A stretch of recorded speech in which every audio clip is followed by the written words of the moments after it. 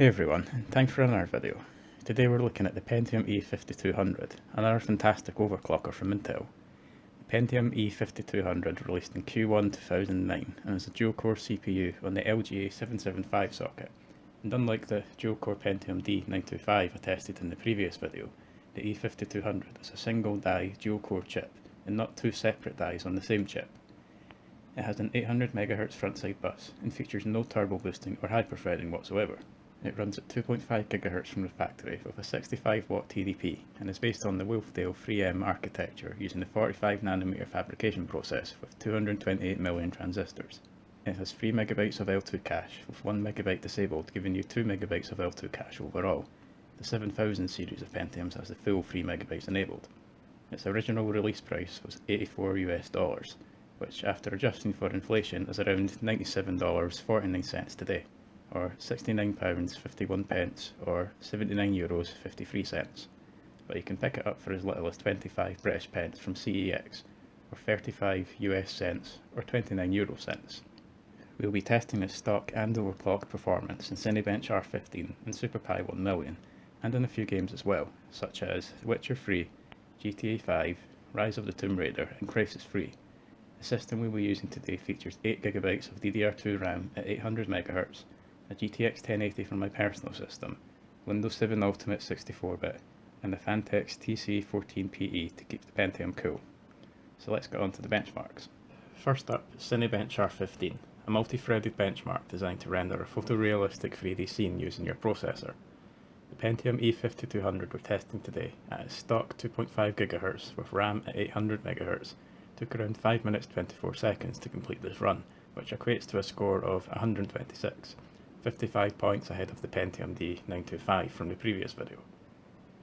When overclocked to 3.72 GHz, with RAM now at 992 MHz, the E5200 managed a score of 185 after a run lasting around 3 minutes 40 seconds, a whopping 46.8% faster than stock, also beating out the E6750 from a couple of videos ago. Next up is SuperPi, a single-threaded benchmark designed to calculate pi, popular among extreme overclockers. We're running the 1 million decimal place benchmark today, and we'll be doing a total of 10 runs each for the stock and overclocked speeds respectively. At its stock speed of 2.5 GHz, the E5200 managed the fastest time of 21.532 seconds, more than double the speed of the 925 previously. For its overclocked run, I had to downclock to 3.689 GHz, with the RAM now at 984 MHz, as the RAM just wasn't stable enough with the CPU at 3.72. Across its 10 runs, the E5200 managed the fastest time of 14.828 seconds, 6.704 seconds faster than stock. Time for the first of our games today, The Witcher 3 Wild Hunt, which we will be running at 1080p on the lowest settings. Witcher 3 is a sequel to Witchers 1 and 2 based on novels by Polish author Andrzej Sapkowski, and was released worldwide on 19th of May 2015 for PC, Xbox One and PS4. And follows the story of Geralt of Rivia on his quest to find his missing adoptive daughter Ciri, who is on the run from the Wild Hunt. At stock, the game suffered from some minor stutter, with FPS dipping under 15 in highly detailed areas and reaching over 40 in others. The stutter wasn't a massively game-ruining issue though, but the lockups it suffered were, as the game would often lock up completely for several seconds at a time, which at first I thought was a hard drive problem, but it wasn't fixed when I switched drives. This made the game completely unplayable, so I didn't even bother running a Fraps benchmark. Overclocked performance fared a little better though, at 3.689 GHz with the RAM at 984 MHz. The gameplay was a bit smoother, with occasional dips under 15 FPS happening again, but FPS ranged between 30 to 50 in less detailed areas.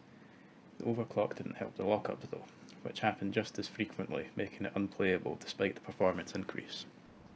Next up is Crysis 3, which we will be running at 1080p on the lowest settings we can. Crysis 3 is the sequel to Crysis 1 and 2, and is a game set in a post-apocalyptic version of New York City, in which you take on the role of the main character, Prophet. Crysis 3 is released on Xbox 360, PS3 and PC on 19th of February 2013 in North America, 21st of February in Australia, and 22nd of February for Europe. Like previous videos, Fraps won't display in this game, so I can't bring you a 30-minute benchmark, but I have enabled Origin's in-game FPS counter in the top right-hand corner of the screen. The E5200 at stock speeds was sort of playable, as there weren't any lockups that I noticed. Gameplay was pretty stuttery though, with FPS dipping under 20 making for a jarring experience at times. As I said, it's sort of playable like this depending on your tolerance for low FPS. The FPS will be higher in less detailed areas and indoors however. Overclocking massively improved the experience, with FPS constantly over 40 and on occasion breaking into the 50s outdoors. There were some dips close to 30 at times though, but this is still perfectly playable, and I found myself forgetting that I was actually testing the game and not playing it for fun. Next up is Rise of the Tomb Raider, which we will be running at 1080p in the lowest settings possible. Rise of the Tomb Raider, the sequel to 2013's Tomb Raider, was released on Xbox 360 and Xbox One on the 10th of November 2015 in North America and Australia, with the EU release happening a few days after. It also released on PC on 28th of January 2016 after the Xbox exclusivity period ended, and 11th of October 2016 for PS4. It's due for a macOS and Linux release sometime this year. At its stock 2.5 GHz, the Pentium E5200 performed alright, with occasional stutter and FPS dips under 15. The majority of the time it averaged over 30, making for reasonably smooth gameplay considering we're using a 9-year-old dual core. There was also some occasional lockups and some pretty bad stuttering when moving through water, such as when Lara has to swim through ice water. For the overclocked run, I had to downclock to 3.658 GHz due to RAM instability. When overclocked, the performance definitely improved as the gameplay appeared smoother due to less stutter. However, the stutter was most certainly still there, with FPS dips under 15 in areas with water, and on one occasion the game locked up for nearly half a second. Across a 30-minute fraps benchmark, the 5200 managed an average of 37 frames per second, with 1% and 0.1% lows of 10 and 7 frames per second respectively.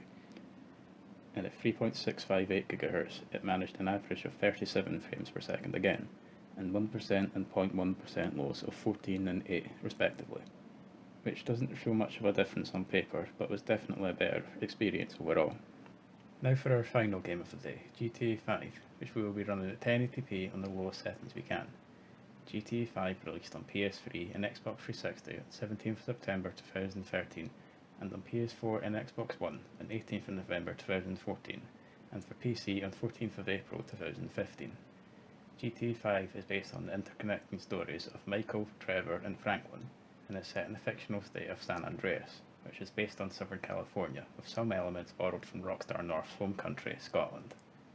At its stock speed, the E5200 performed really well out in the desert area, with FPS ranging between 30 to 50 FPS, with some dips into the 20s.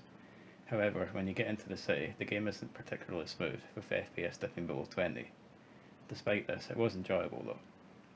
When overclocked to 3.658 GHz, the gameplay became reasonably smooth with no lockups or stutter that I saw, and I actually really enjoyed testing it overclocked as it was a fairly enjoyable experience.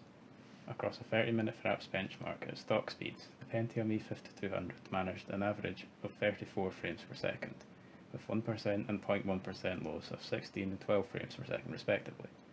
Overclocked, it managed an average of 45 frames per second, with 1% and 0.1% lows of 21 and 14 frames per second respectively, meaning that if all you have is an E5200, as long as you can overclock it, you can still have a reasonably enjoyable experience in Grand Theft Auto 5.